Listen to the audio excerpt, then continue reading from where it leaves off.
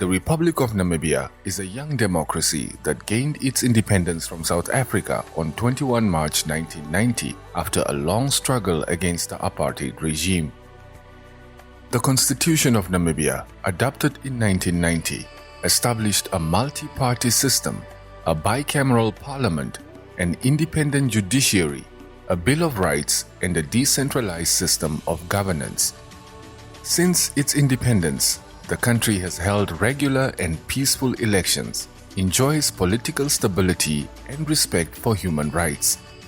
Namibia is constituted as a sovereign, secular, democratic and unitary state. A unitary state is run by a centralized national government, and any decentralization of powers, responsibilities and functions are given to lower tiers of government like regional councils and local authorities. Namibia's democracy aims to ensure effective cooperation between ministries and subnational authorities to develop an effective approach to national development, which necessitates public participation as a fundamental factor in Namibia's democratic culture. However, in Namibia, the challenge of public participation remains due to the low level of public awareness and participation in democratic processes, especially among women, youth, and marginalized groups. A lack of adequate resources, capacity, and skills for many civil society organizations, which requires improvements in policy engagement and the enhancement of oversight and program implementation with parliament and government. Limited access to information due to affordability, availability, and utilization of communication technologies for citizens and CSOs in Namibia. A lack of meaningful media platforms for citizens and CSOs to voice their opinions and concerns. And limited coordination and collaboration opportunities among CSOs, parliament and government on cross-cutting issues such as gender, environment, human rights, good governance, youth employment, and other issues to boost inclusive development. Currently, Namibia faces challenges in consolidating and deepening its democracy as public institutions do not always succeed in communicating countrywide on how they try to ensure meaningful public participation at national, regional, and local levels with regards to decision-making processes that impact the lives and livelihoods of people in Namibia. Article 17 in the Namibian Constitution says we all have the rights and the freedom and the responsibility to participate in political processes, meaning you can vote a political party of your choice, you can start a political party yourself, you can lobby with political parties, you can lobby with parliament or the other national and regional authorities.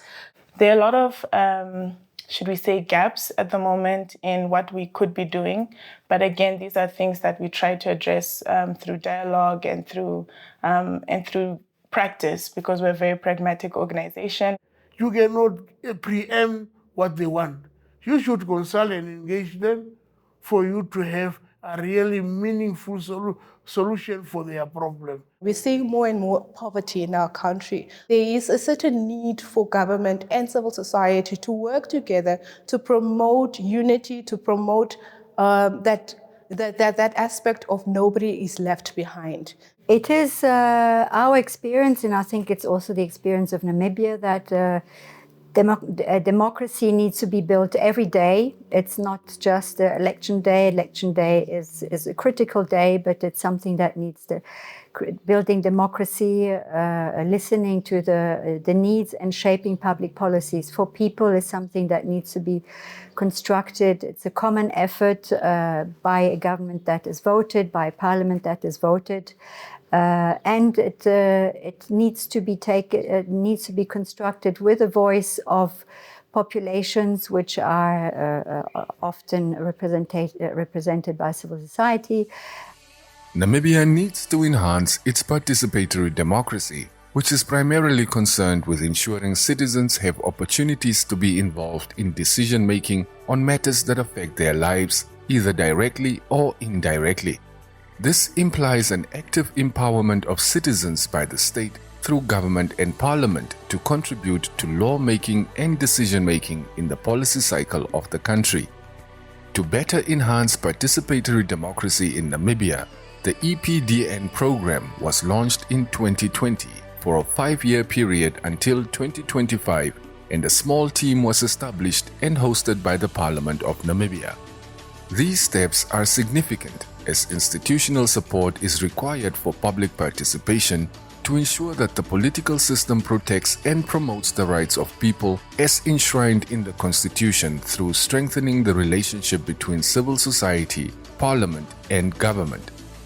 One of many roles of civil society is to mediate between the government and the people and ensure the government works in the interest of the people. Civil society manifests the interests and the will of the people through public participation. A vibrant civil society is important for the achievement of the Sustainable Development Goals, the African Union Agenda 2063, and Namibia's National Development Plans. Civil society is quite diverse and very capable and often the driver of change, yet its role is often not fully seen. And I think this is where civil society could really bring many more benefits to government, to implementation, and we appreciate efforts, for instance, by the Ministry of Health to have a social contracting policy in place soon that hopefully creates better platforms for collaboration. That is one. And I think the second key message is that coordination is often undervalued, but it plays really a key role, especially in a country like Namibia, where so many people still act in silos, or we have campaigns that last for 2-3 years, and then they're getting forgotten again. I am aware that civil society are challenged by lack of resources, but mainly due to the withdrawal of development partners from Namibia, because the country is classified as an upper middle income country. We therefore support a vibrant civil society because the sector often has access to critical information, and your proximity to the grassroots, just like us, the regional council, makes us good partners to identify and advocate for the needs of our people. Civil society is a very vital part of a participatory democracy in Europe. Out of a need or a necessity, they came together to set up an organization, like, for instance, to defend the rights of people living with a disability, or orphaned children, or people who suffered from both gender suffered from violence in the family. Lots, mothers of soldiers. So it's a whole variety. What unites them is a deep longing for changing a society to the better, and to try to reach out and to collaborate with all kinds of stakeholders. The EPDN program aims to strengthen the capacity and collaboration of CSOs, Parliament and government in the oversight and implementation of public policies and programs, in collaboration with the National Planning Commission (NPC), the National Assembly and National Council of Namibia as representatives of the state. The project is implemented by a consortium of organizations led by ECORISE from the Netherlands in collaboration with the British Council from the UK. The National Planning Commission undertakes the crucial role of being the national authorizing office since July 2020 for the EPDN program, housed at Parliament. Our responsibility includes coordinating and overseeing the program's implementation until its conclusion in July 2025. Today, we underscore a critical theme to resonate at the core of effective governance and participatory democracy: the importance of cooperation between civil society and parliamentary standing committee.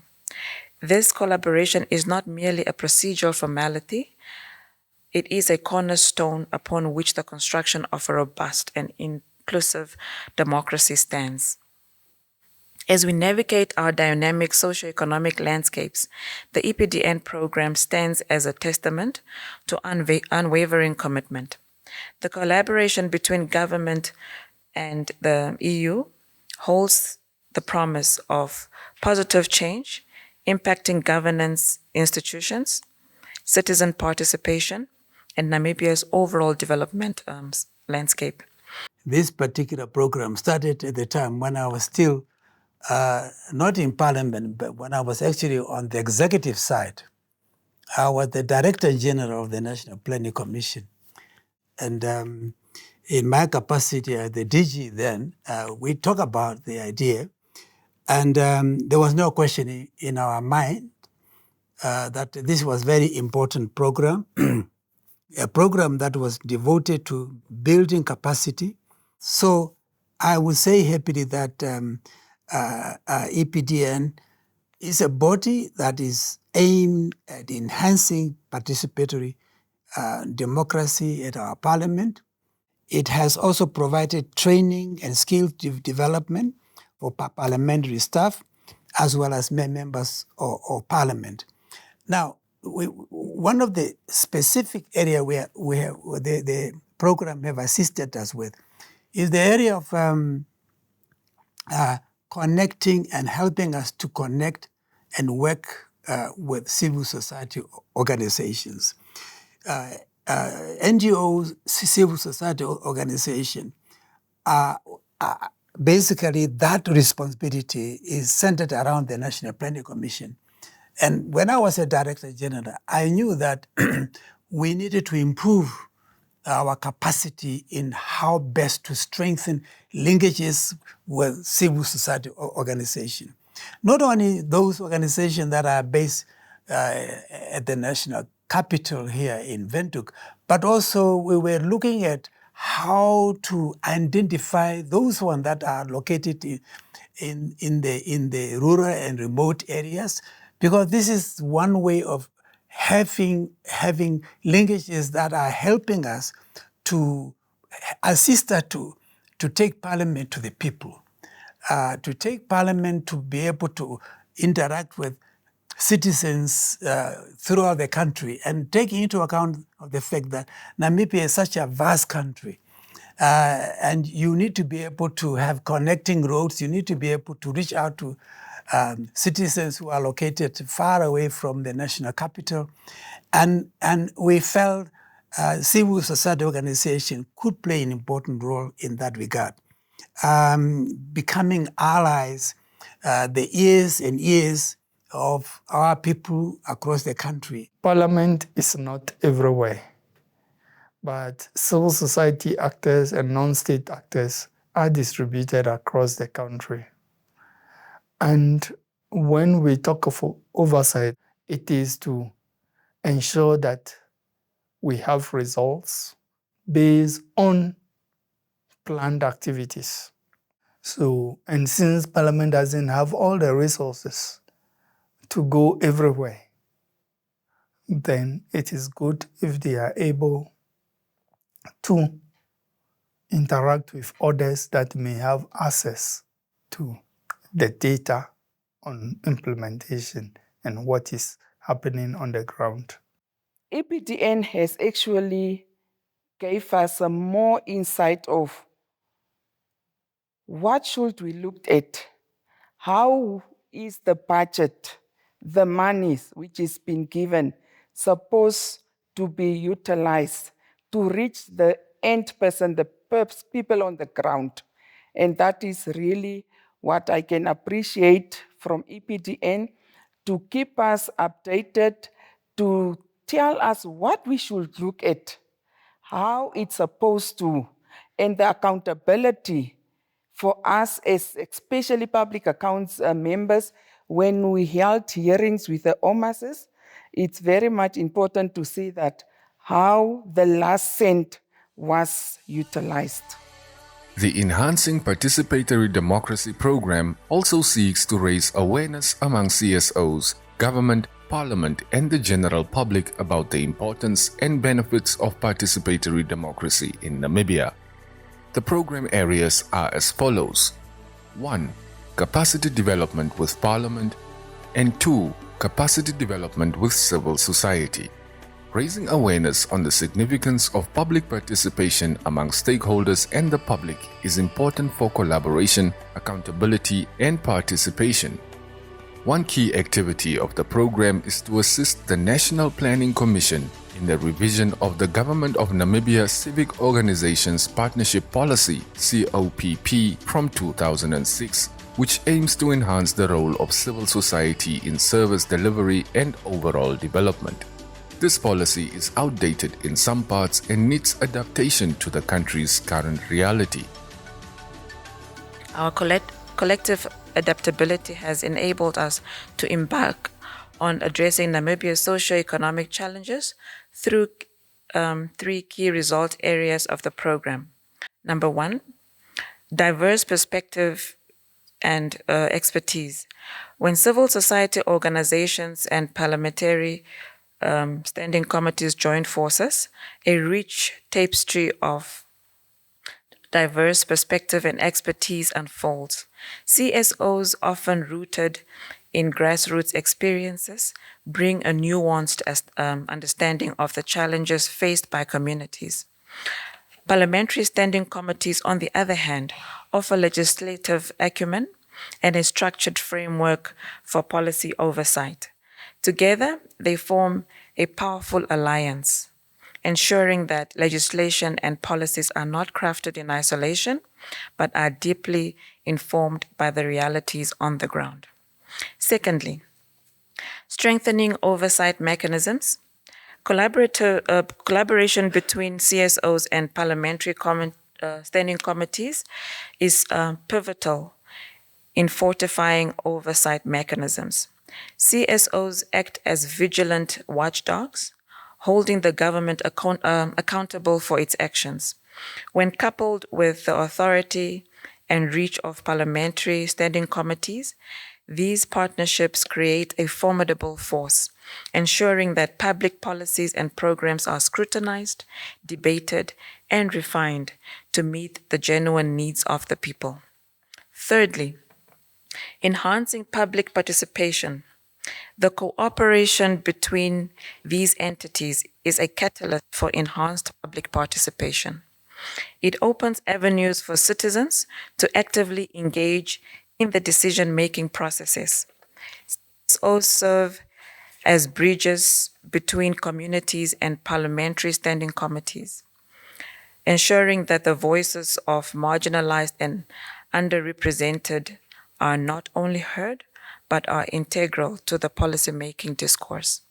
So to that extent, I can say we are really grateful for this initiative provided by the European Union. Civil society organization, we need to instill in them the vital role that they play, and saying to them, we are open, we are accessible, and they can contribute to the work of Parliament, and particularly in sectors and areas for which they have the necessary competence.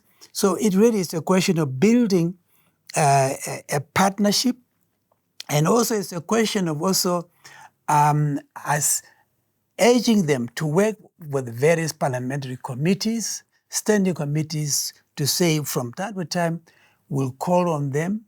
We are also interested in them inviting this parliamentary standing committee to a particular area so that we can actually interact and benefit from them. Building democracy and promoting democracy is also a fundamental principle and in the European Union for the 27 member states, because there are many advantages to that, notably, first of all, that civil society can bring know-how, can bring technical expertise, understanding of topics, notably legislation that is being designed, and therefore can contribute with specific know-how that comes from the ground. It also creates accountability, of course, and transparency to the work of the Parliament or the government. It's important that we network with other stakeholders like the civil society organizations that were brought on board so that it helps share information from their perspective so that members of parliament also get to know some of the challenges and how the civic organizations come on board to assist us to carry out our work effectively. Our core mandate is to support government to implement projects that are aimed at addressing issues related to gender inequalities or the gender inequalities that we experience, to provide psychosocial support services to victims and survivors of gender-based violence, as well as supporting adolescents and young people who are affected by sexual and reproductive health rights challenges. We have built over 7,000 houses, 7,600 so far in the last 30 years for those low-income people.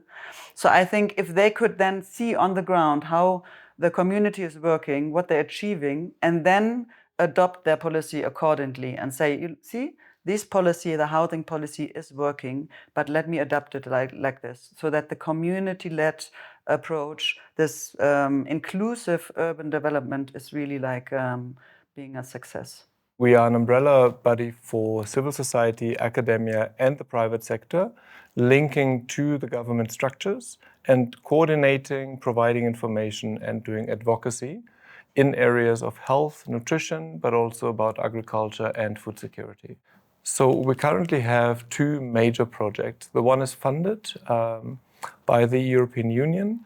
It stretches over 2.5 years, and it strengthens our coordination capacity for civil society, and it also enables us to support the establishment of civil society structures in 3 out of the 14 regions.